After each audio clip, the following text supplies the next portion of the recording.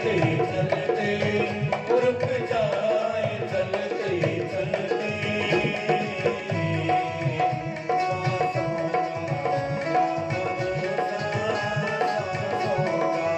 क्या भरोसा, रुक जाए चलते चलते, रुक जाए चलते चलते, रुक जाए चलते चलते।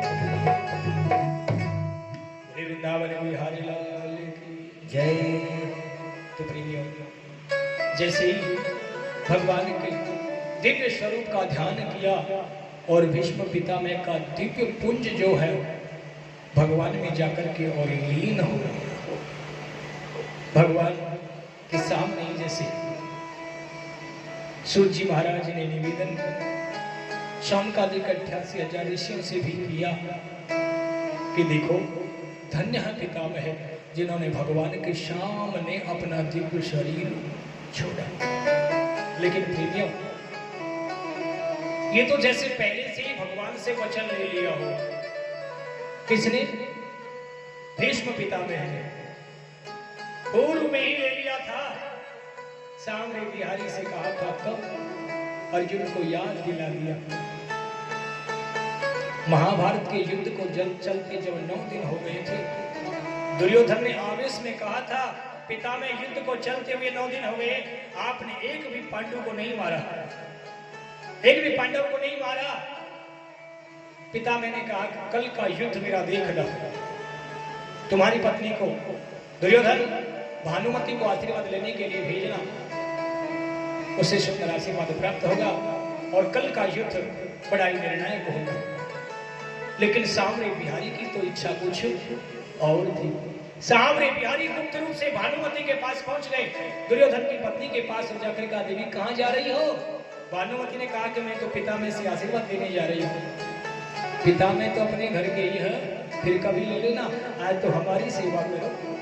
भानुमति को बातों में लगा लिया और एक रूप से द्रौपदी के पास पहुंच गए और द्रौपदी से कहा, द्रौपदी पितामह से आशीर्वाद लेने के लिए जाओ।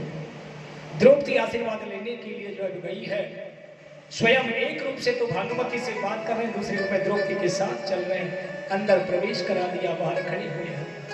जैसे ही द्रौपदी ने जाकर के चरण स्पर्श किए, आशीर्वाद मिल गया, अखंड सौभाग्यवती भव।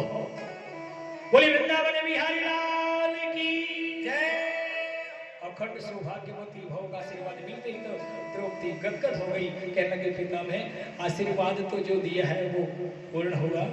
तुम कौन? कि मैं द्रौपदी। तो मैंने तो भानुमति को जरूर कोई न कोई लीला है।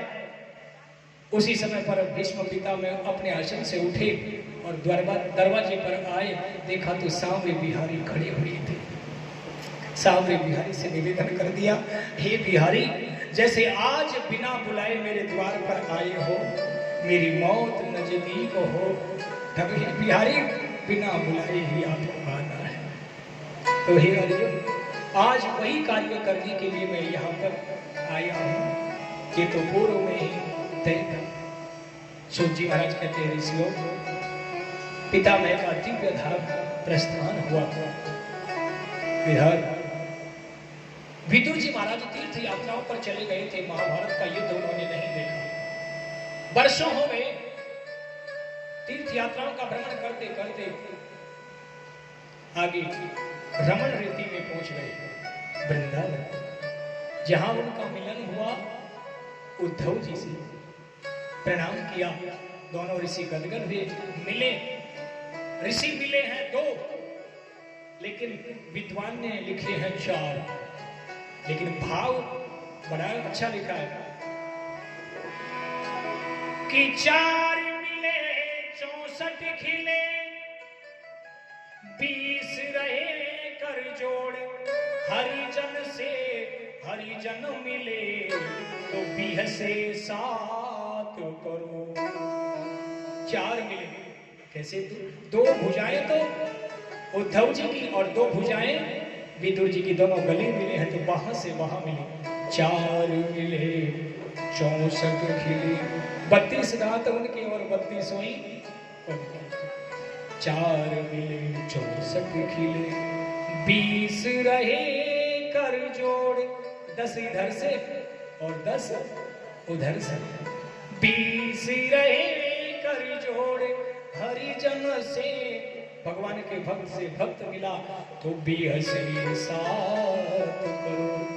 हमारे शरीर में 3.5 करोड़ रोम है, दोनों मिलाकर के हो गई 7 करोड़।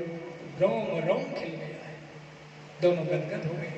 उद्धव जी से कहा आप वृंदावन से आ रहे हो, वहाँ के एक समाचार सुनाओ, ये ऑपरेटर को बुलवा दो एक बार, बहुत एडवांस है।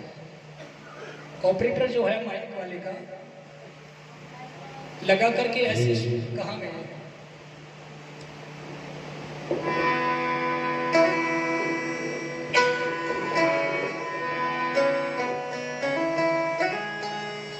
उद्धव जी महाराज ने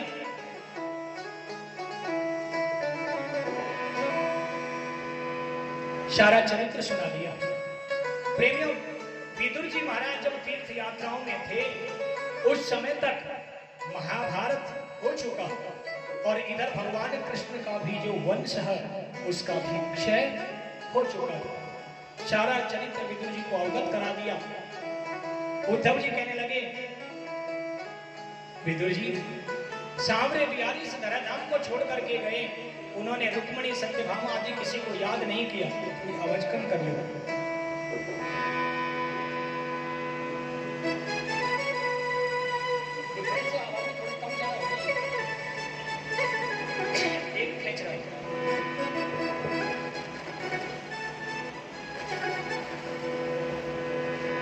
निवेदन किया उद्धव जी कहने लगे विदुर जी उन्होंने किसी को याद नहीं किया, लेकिन आपको तो 3 बार याद किया है। सांवरे बिहारी कहने लगे उद्धव, विदुर जी के घर का जो साग खाया मैंने उसका स्वाद आज तक नहीं भूल पाया। उद्धव यदि तुम्हें मिले तो जरूर उन्हें मेरा उपदेश देना, क्योंकि प्रेमियों भगवान सांवरे बिहारी ने जो भागवत है उनकी वाणी है श्रीमद् भागवत उद्धव को प्रदान करी थी, और उद्धव जी ने विदुर जी को प्रदान नहीं करी। उद्धव जी ने कह दिया विदुर जी आपको तो आगे परम संत मैत्रेय मुनि मिलेंगे जो आपको अवगत कराएंगे, और यहाँ से आगे चल करके और विदुर जी मैत्रेय मुनि से मिले, जहाँ मैत्रेय मुनि और विदुर जी का सुखद संवाद है। मैत्रेय मुनि ही विदुर जी को सारा चरित्र श्रवण करा दिया है, पूरा संपूर्ण भागवत का सार समझा दिया। यहाँ से विदुर जी सोचे जन्मभूमि चलना चाहिए। आज विदुर जी जैसे ही हस्तिनापुर की ओर प्रस्थान किए हैं, इंद्रप्रस्थ की ओर प्रस्थान किए हैं, जैसे ही चलते चलते और वहां पहुंचे हैं, युधिष्ठिर भीम अर्जुन सभी को, युधिष्ठिर भीम नकुल सहदेव को पता लगा चाचा आई है, दौड़ते हुए बाहर आ गई, प्रणाम किया, गदगद हो गई, उचित आसन दिया, बिठाया। चाचा जी आप तीर्थ स्थलों पर तो गए हो, उनका वर्णन सुनाओ, आपने क्या कहा? वृंदावन तो गए होंगे, हमारे मामा के पुत्र कृष्ण और बलराम, हमारे मामा मामी वगैरह सब कुशल हैं। प्रेमी उद्धव जी को पता तो सब लग गया था, कब कहा मामा और कहा मामिया, कहा कृष्ण और कहा बलराम, सब इस धराधाम को छोड़ करके हो चले गए। भगवान ने तो अपने ही वंश को अपने ही देखते देखते मिटा दिया, लेकिन वो चरित्र नहीं सुनाया, तीर्थों का वर्णन संक्षेप में सुनाया। क्यों? प्रेमियों जीवन में याद रखना चाहिए, कहते हैं कि पुण्य को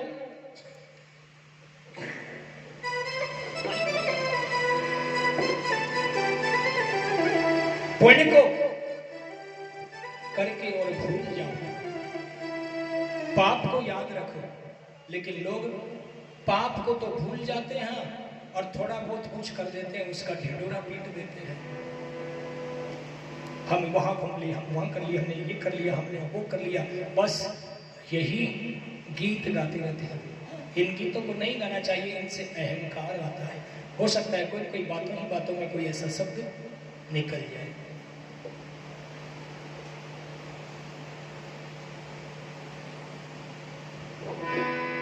जीवन में पाप को याद रखें। पाप यदि स्मरण होता रहेगा तो दोबारा पाप नहीं होगा। उद्धव जी का दिया हुआ जो परम ज्ञान था संक्षिप्त में सुना दिया, यदुवंश का अक्षय नहीं सुनाया।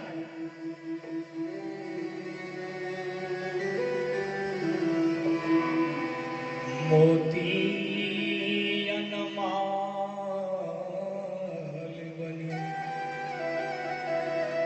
लटके लटके लटके घूंघरवारी, अंग अंग में चरावत सजी, प्रभु से छलछई पगिया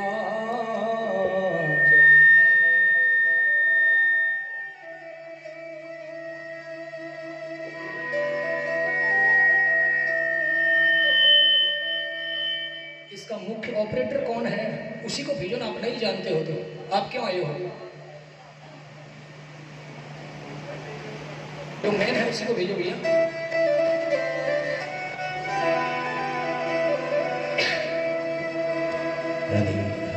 पूरब पुण्यो भयो रसिखान, सुमोहनी मूरत आन निहारी, चारों दिशा निकले छवि आन के, झाके झरोके से बाके बिहारी, झाके झरोके से बाके बिहारी। युधिष्ठिर आदि से मिलने के बाद विदुर जी महाराज कहने लगे, भैया युधिष्ठिर, अब मैं महाराज धृतराष्ट्र के महल में भी जाऊं, उनसे भी मिलूं। ठीक है चाचा श्री। और प्रेमियों धृतराष्ट्र के महल में गए, गांधारी को प्रणाम किया, धृतराष्ट्र को प्रणाम किया। जैसे ही पास में बिठाया, पूछने लगे,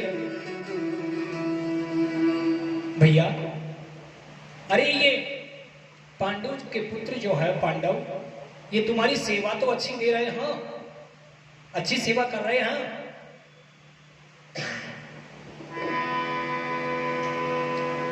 धृतराष्ट्र जी कहने लगे, विदुर आज यदि मेरी खुद की संतान होती तो भी इतनी सेवा नहीं करती जितने ये मेरे भाई के पुत्र पांडव मेरी सेवा कर रहे हैं। विदुर जी कहने लगे, खेचरा माइक आवाज पहले से सेटअप सेट कर दिया, खेचरा आवाज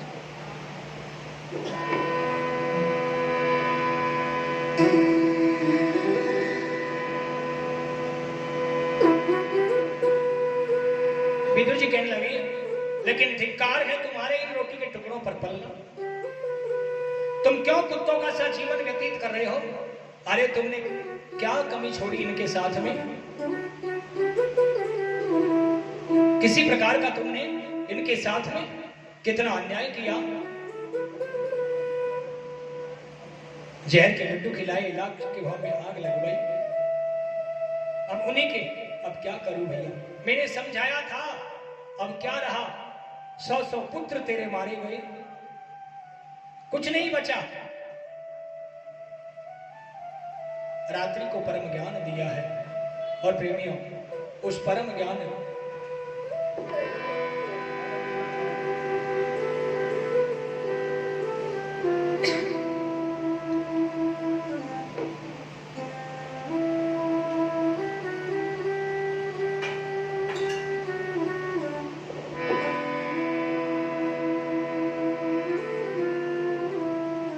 विदुर जी से धृतराष्ट्र कहने लगे, विदुर मैं कहां जाऊं? मैं तो अंधा हूं, इन आंखों से दिखता नहीं है। विदुर जी कहने लगे, यही तो अज्ञानता है।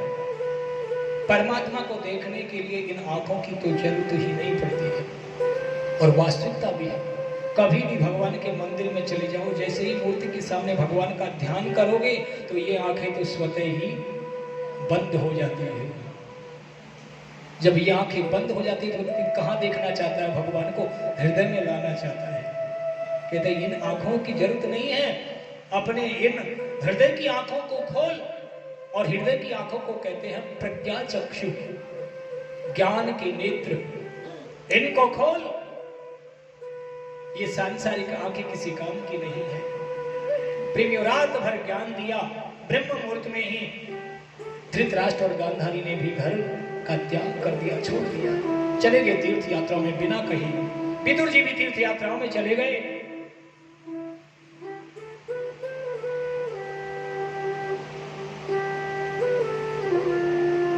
जैसे ही तीर्थ यात्राओं में गए, सुबह जैसे युधिष्ठिर जी उठे, नियम था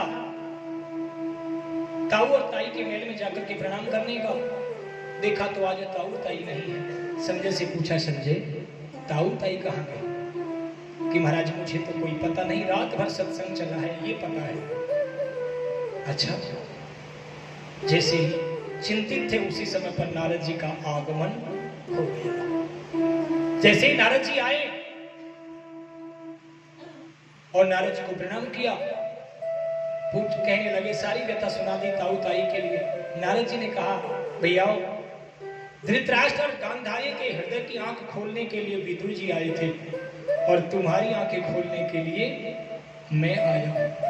आगे घोर कलयुग है, विचार करो। इतना कहकर के नारद जी चले गए। अब तो युधिष्ठिर को बुरी बुरी सपने आने लगी रात को।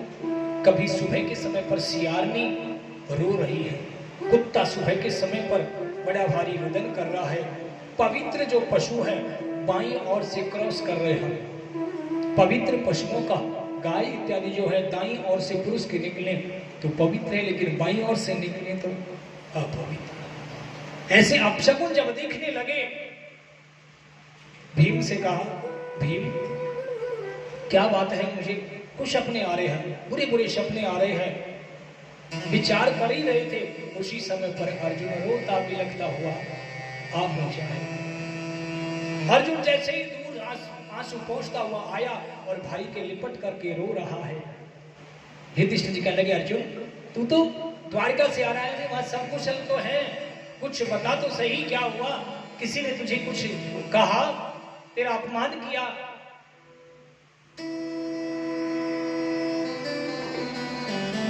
अर्जुन कुछ नहीं बोल पाया। बार बार जब कहा, मामा मामी तो कुशल है, कृष्ण बलराम भैया तो जिनकी कुशलता पूछ रहा है उनकी कुशलता में क्या सुना। उस सांवरे बिहारी ने तो भैया हमारा मामा का पुत्र बनकर के हमको छल लिया। वो मामा का पुत्र नहीं भैया, वो तो साक्षात जगदीश है, साक्षात परमात्मा है भैया। ये उसी की कृपा थी भैया, जब वो था तब तो मेरा ये गांडीव धनुष भी काम करता था। आज कुछ नहीं कर रही भैया। आपको ज्ञात होगा दुर्योधन ने हमें श्राप देने के लिए दुर्वासा ऋषि को बुलवाया था। दुर्वासा ऋषि हमारे द्वार पर आया था। आपने द्रौपदी को भोजन के लिए आदेश दे दिया। द्रौपदी ने रसोई में जाकर के देखा तो कुछ नहीं था। द्रौपदी सांवरे बिहारी को याद की थी। संत कह गए कि हम नदी पर जा रहे हैं, आएंगे तब भोजन पाएंगे। और द्रौपदी ने सांवरे बिहारी को याद किया तो सांवरे बिहारी कहने लगे, लाओ द्रौपदी हम भूखे हैं, भोजन चाहिए। द्रौपदी कह रही है, प्रभु क्यों हर्ष विनोद कर रहे हो? द्वार पर संत आने वाले हैं, देखो कुछ नहीं है घर में। कन्हैया कहने लगे, अपनी बटलोही को देखो तो सही। कि प्रभु कुछ नहीं, देखो। देखा बटलोही में तो केवल तुलसी दल रखा हुआ था। कन्हैया कहने लगे, बस मुझे तो यही दे दो। और प्रेमियों तुलसी दल दिया। जैसे ही भगवान ने कहा कि मैं तो तृप्त हो गया, और इधर तृप्त सांवरे बिहारी हुए और उधर दुर्वासा के जो साथ में सैकड़ों ऋषि थे वो सब तृप्त हो गए। जैसे ही आए द्वार पर और युधिष्ठिर जी से कहा, भैया हम भोजन नहीं करेंगे, हम तो तृप्त है, हम तो तृप्त है, आनंद करो। आशीर्वाद दे करके और चले। भैया ये सब उस बिहारी की कृपा थी। लेकिन आज जब बिहारी नहीं रहा तो वही अर्जुन है, वही गांडीव धनुष है। लेकिन आज जब मैं शेषांक सांवरे बिहारी के कुल की जो नारियां थी, बालक थे, उनको लेकर के आ रहा था, तो आज मुझे भीलों ने लूट लिया भैया। कि समय का क्या बड़ा, समय बड़ी बलवान, काव्या लूटी गोपिका, वही अर्जुन वही बाण, वही अर्जुन वही बाण। सारा निवेदन कर दिया, युधिष्ठिर जी महाराज को अवगत करा दिया सारा रहस्य अर्जुन ने। क्योंकि प्रेमियों, सांवरे बिहारी जब देवलोक गमन हुआ था उनका, तो वो दृश्य केवल या तो उद्धव जी ने देखा या उनका जो सारथी था मातली उसने देखा। अर्जुन को तो अवगत कराया था सारथी ने। सांवरे बिहारी ने कह दिया था कि अर्जुन के संरक्षण में लोग चले जाएं, शेषांक बचे हैं, अर्जुन को बता देना मेरे न रहने पर ये द्वारका अब समुद्र में डूब जाएगी, कोई नहीं रहे यहाँ पर। तो अर्जुन ने वो दृश्य नहीं देखा था, लेकिन सुन सब लिया था, इसलिए भगवान की महिमा को जान गया। अर्जुन ने भी आज भाई के बहाने संसार के लोगों को चेतावनी दे दी।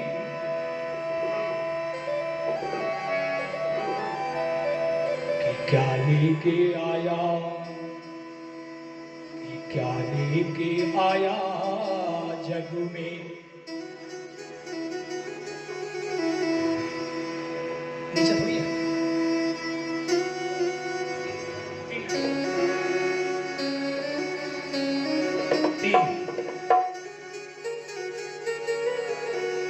तू क्या लेके जाएगा, 2 दिन की जिंदगी है, 2 दिन का मेला। क्या लेके आया जग में, क्या लेके जाएगा, क्या लेके जाएगा, 2 दिन की जिंदगी है, 2 दिन का मेला। क्या लेके आया जग में,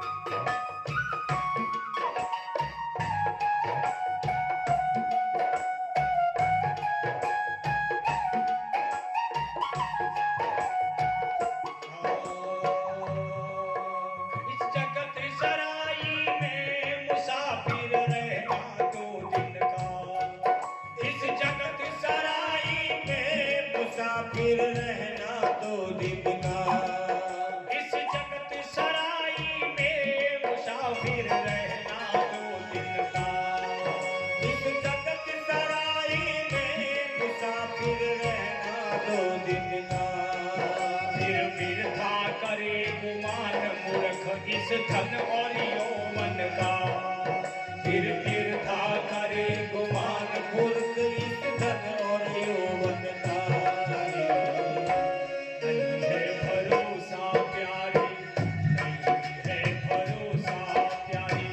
पल एक छीने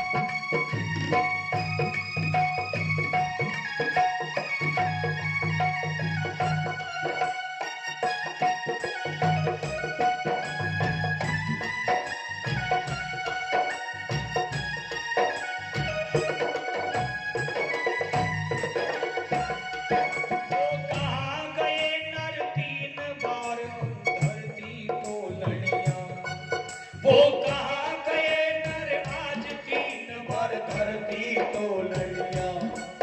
वो कहाँ गए नर आज तीन बार धरती तोलनिया। अरे रण में पड़ती धाक हुई नहीं सामी बोलनिया। ये रण में पड़ती धाक नहीं कोई सामी बोलनिया।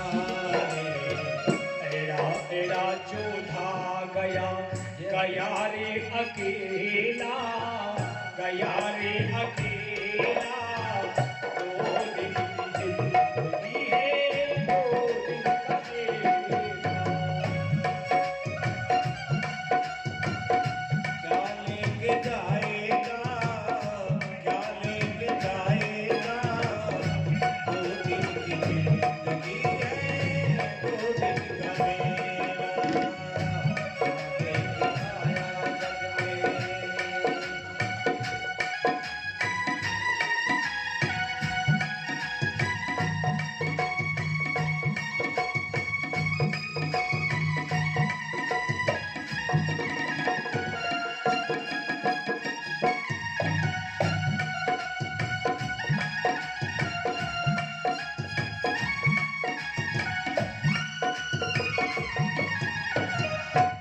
बोले वृंदावन बिहारी लाल की जय। जय जय श्री राधे। जय जय श्री राधे। जय जय श्री राधे। प्रेमियों, पांडवों का महाप्रयाण हुआ। सभी तीर्थ यात्रा पर गए। आगे की कथा प्रारंभ हो उससे पहले कुछ निर्देश। बोलो भागवत महापुराण की जय हो। जय श्री राधे, जय श्री श्याम। हमारे बीच पधारे हुए रोनियान अतिथि सदन के संस्थापक राम प्रसाद जी गुप्ता, मैं उनसे आग्रह करूंगा श्रीमद् भागवत सेवा समिति के सभी सदस्य गणों से कि वो भागवत स्टेज पर पधारें और व्यास जी महाराज से आशीर्वाद प्रदान करवावें, उनका स्वागत करें। ये बड़े सौभाग्य की बात है कि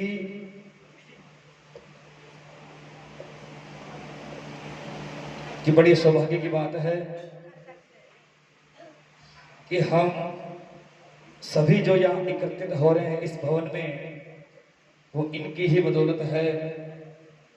मैं इनसे पुनः आग्रह कर रहा हूँ सभी से कि इनका बड़े भव्य स्वागत करा जाए और राम प्रसाद जी गुप्ता जी का मन ऐसे ही धार्मिक अनुष्ठानों में लगा रहे, ऐसे ही ये सुंदर श्रीमद् भागवत कथा आयोजन करवाते रहे, सुंदर आयोजन के लिए जगह स्थान प्रदान करते रहे।